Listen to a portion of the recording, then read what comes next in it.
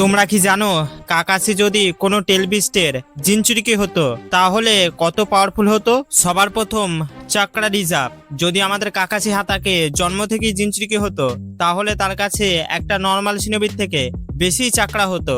যেভাবে নাওটো বারবার রাশিঙ্গান ইউজ করতে পারতো ওইভাবে কাকাশি বারবার চিতরি ইউজ করত। এছাড়াও টেলবিস্টে জিনচুরিকি হবার জন্য কাকাশি নিজের সারিঙ্গান অ্যান্ড মাঙ্গিকিউ সারিঙ্গানকে ওবিটোর মতো বারবার স্প্যাম করতে পারতো। এরপর ইউনিক চাকরা রিলিজ। নাওটোর মধ্যে যত টেলবিস্ট আছে তাদের কাছে ইউনিক চাকরা নেচার আছে, যেমনটা ওয়ান টেলের কাছে ম্যাগনে রিলিজ অ্যান্ড ফোর টেলের কাছে লাভা রিলিজ। আর আমাদের কাকাশি হাতাকে তো এতটা ট্যালেন্টেড তো আছেই যে নিজের টেলবিস্টের ইউনিক স্টাইলকে মাস্টার করে নিত। আর একটা জিনিস, কাকাশি ইভেল হয়ে যেত, কেননা টেলবিস্টে জিনচুরিকি হবার কারণে হিডেন লিভ ভিলেজের লোক তো হেড করতো।